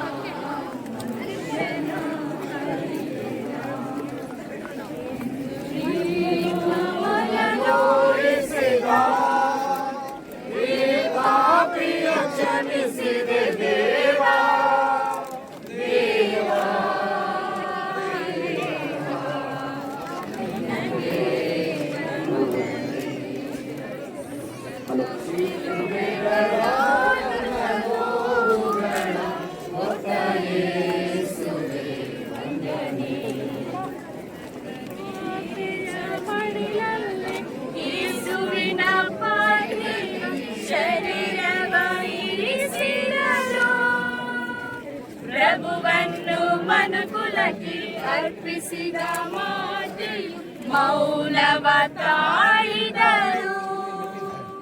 ಯೇಸುವೇ ಯೇಸುವೇ ನಮ್ಮನ್ನು ರಕ್ಷಿಸಿರಿ. ಯೇಸುವೇ ಯೇಸುವೇ ನಮ್ಮನ್ನು ರಕ್ಷಿಸಿರಿ. 13ನೆಯ ಸ್ಥಳ ಶಿಲುಬೆಯಿಂದ ಯೇಸುವಿನ ದೇಹ ಇಳಿಸುತ್ತಾರೆ. ಸ್ವಾಮಿ ಯೇಸುವೆ, ನಿಮ್ಮನ್ನು ಆರಾಧಿಸಿ ನಮಸ್ಕರಿಸಿ ನಿಮಗೆ ಕೃತಜ್ಞತಾ ಸ್ತೋತ್ರವನ್ನು ಮಾಡುತ್ತಿದ್ದೇವೆ. ಏಕೆಂದರೆ ನಿಮ್ಮ ಪವಿತ್ರ ಶಿಲುಬೆಯಿಂದ ಲೋಕವನ್ನು ರಕ್ಷಿಸಿದ್ದೀರಿ. ದೃಢ ಮನಸ್ಸಿನ ಒಬ್ಬ ವ್ಯಕ್ತಿ ಸುಲಭವಾಗಿ ಹತಾಶೆಗೆ ಒಳಗಾಗಲಾರ. ಸ್ಪಷ್ಟ ಗುರಿಯುಳ್ಳವರು, ಅಗಾಧವಾದ ನೈತಿಕ ಶಕ್ತಿ ಇರುವವರು ಸುಲಭವಾಗಿ ಸಾವಿಗೆ ಶರಣಾಗುವುದಿಲ್ಲ. ಹಾಗೆಂದೇ ಪ್ರಭು ಸತ್ತಿದ್ದಾರೋ ಇಲ್ಲವೋ ಎಂದು ಖಾತ್ರಿಪಡಿಸಿಕೊಳ್ಳಲು ಸೈನಿಕನೊಬ್ಬ ಈಟಿಯಿಂದ ಅವರ ಎದೆ ತಿವಿಯುತ್ತಾನೆ. ಶಿಲುಬೆ ಹಾದಿಯಲ್ಲೇ ಹರಿದು ಹೋಗಿದ್ದ ರಕ್ತದ ಕೊನೆ ಹನಿಯು ಹೊರಬರುತ್ತದೆ. ರಕ್ತ ಈ ಜನರ ಪಾಪ ತೊಳೆಯಲು ಹರಿದರೆ ನೀರು ಅವರಿಗೆ ನಿತ್ಯ ಜೀವ ಜಲವಾಗಿ ಹರಿಯುತ್ತದೆ. ಆತ ಮನುಷ್ಯನ ಉದ್ಧಾರಕ್ಕಾಗಿ ಕೊನೆ ಉಸಿರು ಎಳೆದಿದ್ದಾರೆ. ಬದುಕಿದ್ದಾಗ ಆತನನ್ನು ಪ್ರೀತಿಸಲಾಗದವರು ಆತನ ದೇಹಕ್ಕಾದರೂ ಸೇವೆ ಮಾಡಬೇಕೆಂದು ಬರುತ್ತಾರೆ. ಬದುಕಿದ್ದಾಗ ತನಗೆಟುಕದ ತನ್ನ ಕುಮಾರನ ದೇಹವನ್ನು ತನ್ನ ಮಡಿಲಲ್ಲಿರಿಸಿಕೊಂಡು ಗೋಳಾಡುತ್ತಾರೆ ಆ ಮಹಾತಾಯಿ. ಚಿಂತನೆ: ಸಾವು ಎಂಬುದು ಮನುಷ್ಯನ ಹುಟ್ಟಿನಷ್ಟೇ ಸತ್ಯ. ಆದರೆ ಈ ಸಾವಿಗೆ ಹೆದರುವವರು ಬಹಳ ಜನ. ನಮ್ಮ ಕುಟುಂಬದಲ್ಲೇ ಇರುವ ನಮ್ಮ ತಂದೆ ತಾಯಿಯರು, ವೃದ್ಧರು ಸಾವಿಗೆ ಎಷ್ಟೊಂದು ಹೆದರಿಕೊಳ್ಳುತ್ತಾರೆ. ಸ್ವಲ್ಪ ದಿನ ಕಾಯಿಲೆ ಬಿದ್ದರೆ, ಯಾವುದಾದರೂ ಅಪಘಾತವಾದರೆ ಸಾವು ಬಂದೇ ಬಿಟ್ಟಿತು ಎಂದು ಕಂಗಾಲಾಗುತ್ತಾರೆ. ಇಂಥವರಿಗೆ ನಮ್ಮ ಅಭಯ ಬೇಕು. ಸಾವಿಗಿಂತ ದೃಢವಾದದ್ದು ಮನುಷ್ಯನ ಸಂಕಲ್ಪ ಎಂದು ಹೇಳುವವರು ಬೇಕು. ನಮ್ಮ ಮನೆಯಲ್ಲಿ ಸಣ್ಣ ಪುಟ್ಟ ಕಾಯಿಲೆ ಬಂದಾಗ ಅಥವಾ ದೀರ್ಘ ಕಾಯಿಲೆಯಿಂದ ಯಾರಾದರೂ ನರಳುವಾಗ ನಾವು ಅವರಿಗೆ ಧೈರ್ಯ ತುಂಬಬೇಕು. ಅವರ ಜೊತೆ ಕುಳಿತು ಮಾತನಾಡಿ ದೇವರು ಎಂದಿಗೂ ಕೈಬಿಡಲಾರ ಎಂಬ ವಿಶ್ವಾಸ ತುಂಬಬೇಕು. ಅವರನ್ನು ಕೂರಿಸಿಕೊಂಡು ಅವರೊಂದಿಗೆ ದೇವರಲ್ಲಿ ಪ್ರಾರ್ಥಿಸಬೇಕು. ಪ್ರಭು ಯೇಸುವೆ, ನೀವು ನಮಗಾಗಿ ಹರಿಸಿದ ರಕ್ತ ನಮ್ಮ ಪಾಪ ತೊಳೆದು ನಮ್ಮನ್ನು ಶುದ್ಧಗೊಳಿಸಲಿ. ಪಾಪದಿಂದ ದೂರಾಗಿ ಶುದ್ಧವಾದ ನಮ್ಮ ಬಾಳಿಗೆ ನೀವು ಜೀವೋಜಲವಾಗಿರಿ. ದೈವ ವಿಶ್ವಾಸ, ಪ್ರಾರ್ಥನೆ ನಮಗೆ ಧೈರ್ಯ ಮತ್ತು ಭರವಸೆಯನ್ನು ತುಂಬಲಿ.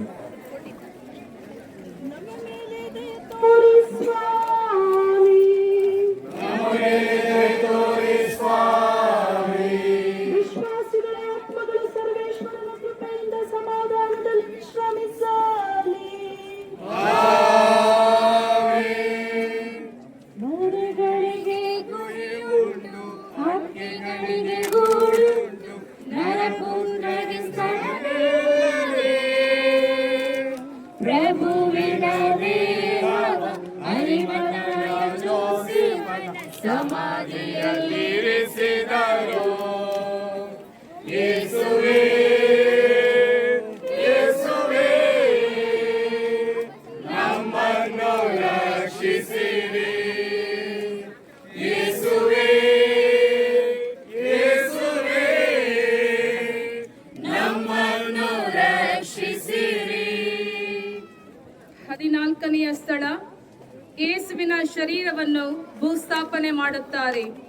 ಸ್ವಾಮಿ ಯೇಸುವೆ, ನಿಮ್ಮನ್ನು ಆರಾಧಿಸಿ ನಮಸ್ಕರಿಸಿ ನಿಮಗೆ ಕೃತಜ್ಞತಾ ಸ್ತೋತ್ರವನ್ನು ಮಾಡುತ್ತಿದ್ದೇವೆ. ಏಕೆಂದರೆ ನಿಮ್ಮ ಪವಿತ್ರ ಶಿಲುಬೆಯಿಂದ ಲೋಕವನ್ನು ರಕ್ಷಿಸಿದ್ದೀರಿ. ಗಾಯಗೊಂಡಿದ್ದ ಆ ದೇಹ ಈಗ ನಿರ್ಜೀವಗೊಂಡಿದೆ. ಆ ನಿರ್ಜೀವ ದೇಹವನ್ನು ಶಿಲುಬೆಯಿಂದ ಕೆಳಗಿಳಿಸುತ್ತಾರೆ. ಆದರೆ ಆತನ ಪ್ರಾಣ ಮತ್ತು ಉಸಿರು ಶಿಲುಬೆಯಲ್ಲಿಯೇ ನಿಂತು ಬಿಟ್ಟಿದೆ ಎಂಬುದು ಜನರಿಗೆ ಅರ್ಥವಾಗುವುದಿಲ್ಲ. ಆತ ಸತ್ತ ಎಂದಾಕ್ಷಣ ಎಲ್ಲರ ಭರವಸೆಗಳು ನುಚ್ಚು ನೂರಾಗಿವೆ.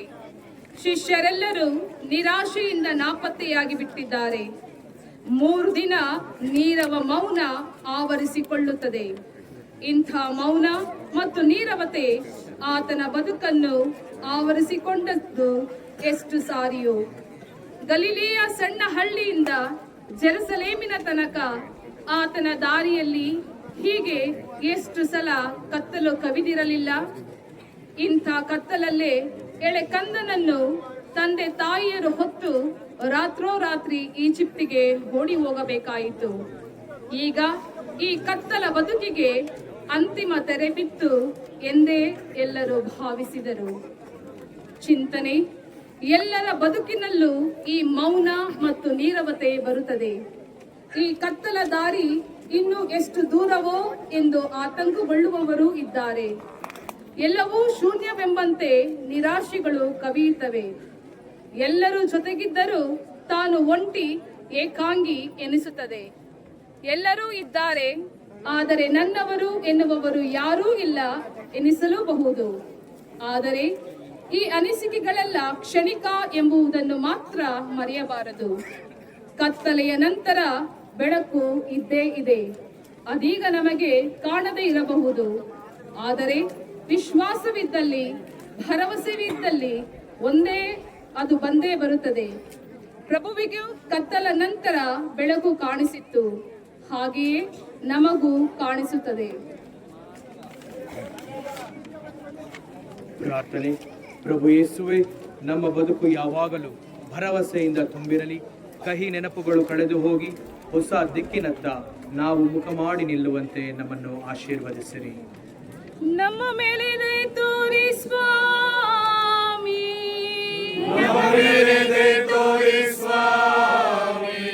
ವಿಶ್ವಾಸಿಗಳ ಆತ್ಮಗಳು ಸರ್ವೇಶ್ವರನ ಕೃಪೆಯಿಂದ ಸಮಾಧಾನದಲ್ಲಿ ವಿಶ್ರಮಿಸಲಿ.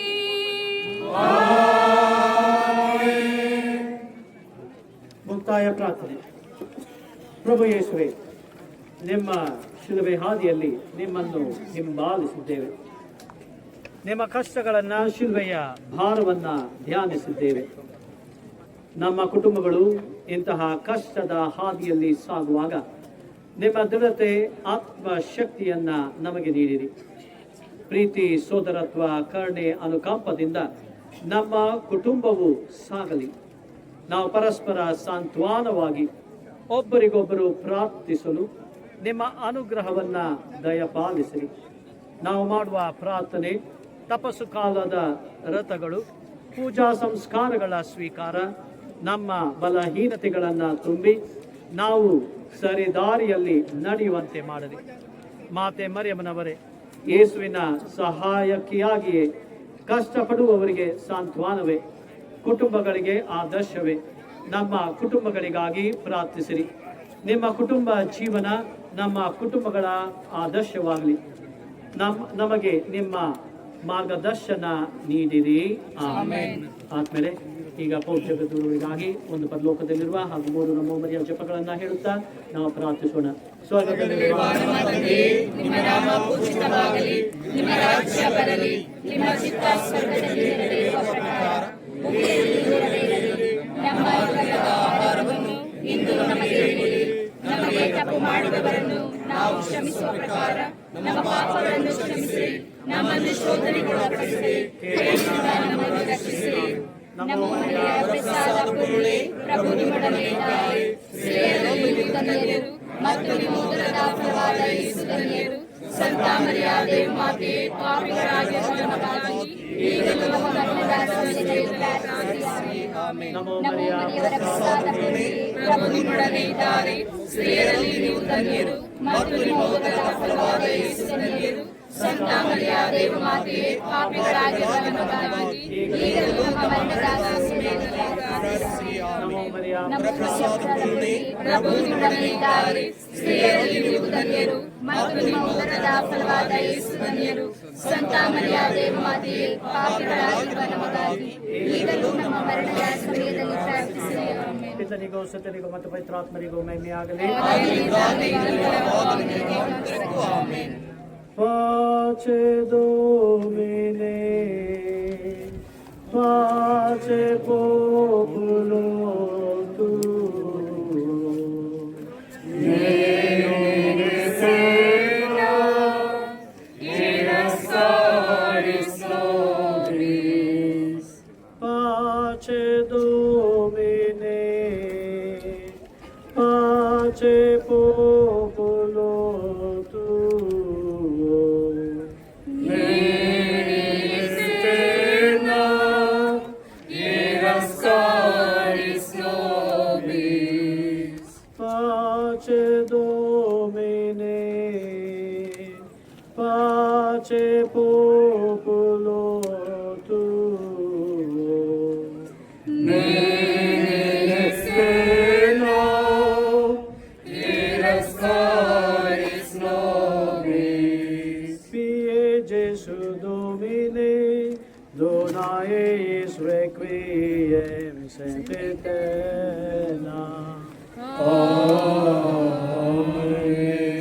Jube Domine benedicere, benedicas nos Dominus nostre Jesu Christus, que pre nobis efflegentastus crucem portavit et crucifixus. Amen. ಆ ಕಡೆ ಈಗ ಕಡೆಯ ಆಶೀರ್ವಾದದ ಮುನ್ನ ನಾವು ಇಂದಿನ ಪ್ರಾಮುಖ್ಯತೆಯನ್ನ ಅದನ್ನು ವಿಶೇಷವಾಗಿ ಯೇಸುವಿನ ಹಾದಿಯ ಪ್ರಾಮುಖ್ಯತೆಯನ್ನ ಆಲಿಸೋಣ. ಯೋಹಾನನು ಬರೆದ ಶುಭ ಸಂದೇಶ 19ನೇ ಅಧ್ಯಾಯ ವಾಕ್ಯ 30. ಎಲ್ಲವೂ ನೆರವೇರಿತು. ಪ್ರಭು ಯೇಸು ತಂದೆಯ ಚಿತ್ತವನ್ನ ನೆರವೇರಿಸಿ ಎಲ್ಲವೂ ನೆರವೇರಿತೆಂದು ತಲೆಬಾಗಿ ತಮ್ಮ ಆತ್ಮವನ್ನ ದೇವರ ಕೈಗೆ ಒಪ್ಪಿಸುತ್ತಾರೆ. ಈ ಸಾವು ನ್ಯಾಯವೇ ಎನ್ನುವ ಪ್ರಶ್ನೆ ಹಲವರದ್ದಾಗಿದ್ದರೂ ಕೂಡ ಈ ಸಾವಿನ ಒಂದು ಭಾಗವಾಗಿ ಎಲ್ಲರೂ ಸೇರಿಬಿಡುತ್ತಾರೆ. ಪ್ರಭು ಯೇಸು ಯೋಹಾನನು ಬರೆದ ಶುಭ ಸಂದೇಶದಲ್ಲಿ 8ನೇ ಅಧ್ಯಾಯ 1, ಗೋಧಿಯ ಕಾಳು ಮಣ್ಣಲ್ಲಿ ಮಣ್ಣಾಗದಿದ್ದರೆ ಅದು ಫಲ ನೀಡದು ಎಂದು ಹೇಳಿದರು. ಪ್ರಭು ಯೇಸು ಗೋಧಿಯ ಕಾಳಾಗಿ ಮಣ್ಣಲ್ಲಿ ಮಣ್ಣಾಗದೆ ಪುನರುತ್ಥಾನರಾಗಿ ಜೀವ ಸಲೆಯನ್ನ ನೀಡಿದರು. ಯೋಹಾನನು ಬರೆದ ಶುಭ ಸಂದೇಶ 15ನೇ ಅಧ್ಯಾಯದಲ್ಲಿ ಒಬ್ಬ ಸ್ನೇಹಿತನಿಗಾಗಿ ಪ್ರಾಣ ಕೊಡುವ ಪ್ರೇಮಕ್ಕಿಂತ ಶ್ರೇಷ್ಠವಾದ ಪ್ರೇಮ ಇನ್ನೊಂದಿಲ್ಲ ಎಂದು ಹೇಳುತ್ತಾರೆ. ಪ್ರಭು ಯೇಸು ಗುರುವಾರದಂದು, ಪವಿತ್ರ ಗುರುವಾರದಂದು ಪಾದ ತೊಳೆಯುವ ಮೂಲಕ ನಾನು ನಿಮ್ಮನ್ನು ಸೇವಕರನ್ನಾಗಿ ಪರಿಗಣಿಸುವುದಿಲ್ಲ, ನೀನು ನನ್ನ ಸ್ನೇಹಿತ, ನೀವೆಲ್ಲರೂ ನನ್ನ ಸ್ನೇಹಿತರು ಎಂದರು.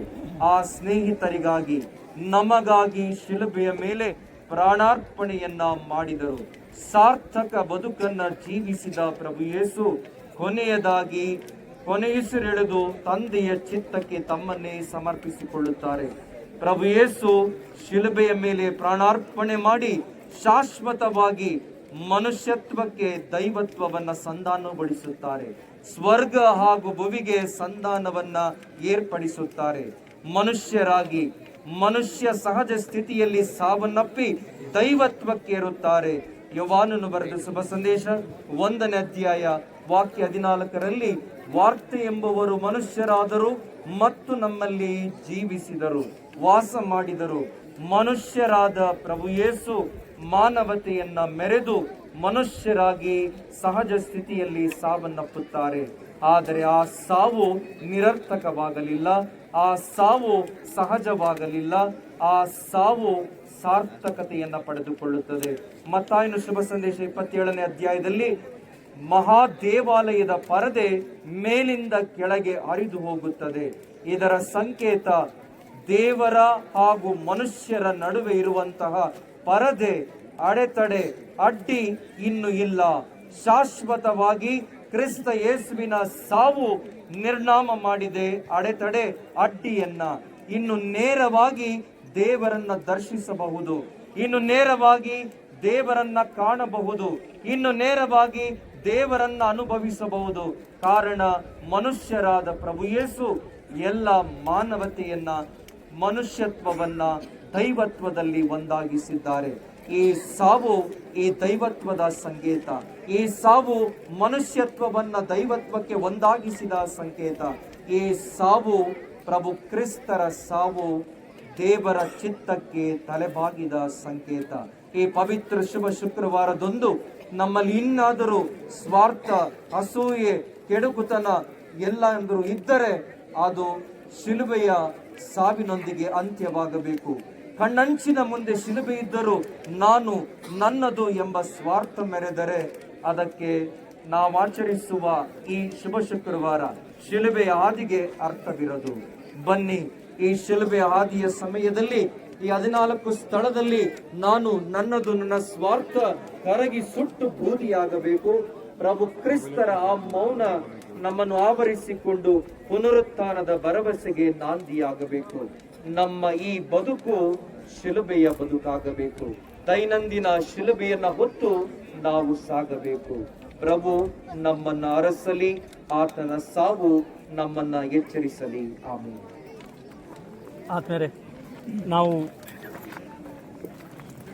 ಆತ್ಮರೇ, ನಮ್ಮ ಈ ಶಿಲುಬೆ ಹಾದಿಯನ್ನು ಈಗ ಮುಗಿಸಿದ್ದೇವೆ. ಈ ಸಂದರ್ಭದಲ್ಲಿ ನಮಗೆ ಇಂದು ಈ ಕಪಾಲ ಬೆಟ್ಟದ ಮೇಲೆ ಈ ಶಿಲುಬೆಯ ಹಾದಿಯನ್ನು ಮಾಡಲು ನೆರವಾದ ಸರ್ವರನ್ನು ನಾವು ಸ್ಮರಿಸಿಕೊಂಡು ಆ ದೇವರು ಪ್ರತಿಯೊಬ್ಬರನ್ನು ಆಶೀರ್ವದಿಸಿ ಹರಿಸಲೆನ್ನುತ್ತಾ ಪ್ರಾರ್ಥಿಸೋಣ.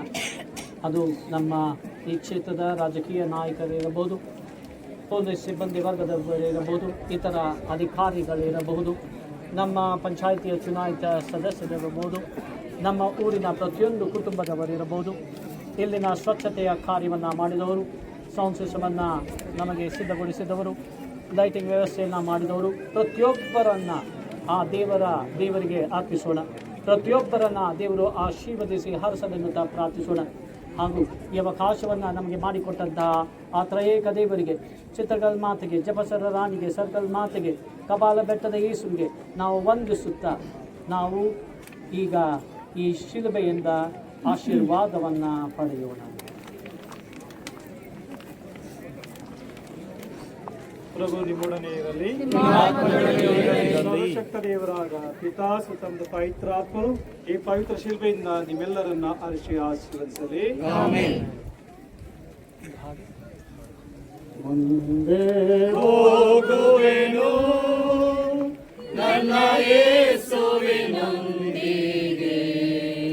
ಹಿಂದೆ ನೋಡದೆ ಹೋಗುವೆನು ಆ ಗುರಿ ಮುಟ್ಟುವ ತನಕ. ಹಿಂದೆ ನೋಡದೆ ಹೋಗುವೆನು ಆ ಗುರಿ ಮುಟ್ಟುವ ತನಕ. ಹಿಂಸೆ ಸಂಕಟ ಬಂದಾಗ್ಯೋ ಸಂತೋಷದಿ ಹೋಗುವೆನು. ಹಿಂಸೆ ಸಂಕಟ ಬಂದಾಗ್ಯೋ ಸಂತೋಷದಿ ಹೋಗುವೆನು. ನನ್ನ ಶಿಲುಬೆಯನ್ನು ಹೊತ್ತು ಹೋಗುವೆನು ಆ ಗುರಿ ಮುಟ್ಟುವ ತನಕ. ನನ್ನ ಶಿಲುಬೆಯನ್ನು ಹೊತ್ತು ಹೋಗುವೆನು ಆ ಗುರಿ ಮುಟ್ಟುವ ತನಕ. ಮುಂದೆ ಹೋಗುವೆನು ನನ್ನ ಯೇಸುವಿನೊಂದಿಗೆ, ಹಿಂದೆ ನೋಡದೆ ಹೋಗುವೆನು ಆ ಗುರಿ ಮುಟ್ಟುವ ತನಕ. ಹಿಂದೆ ನೋಡದೆ ಹೋಗುವೆನು ಆ ಗುರಿ ಮುಟ್ಟುವ ತನಕ.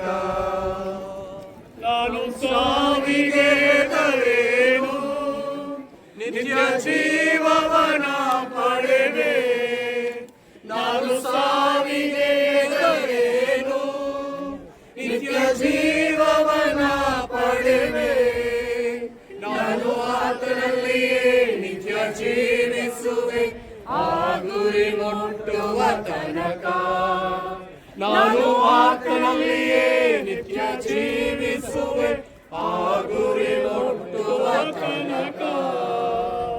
ಮುಂದೆ ಹೋಗುವೆನು ನನ್ನ ಯೇಸುವಿನೊಂದಿಗೆ,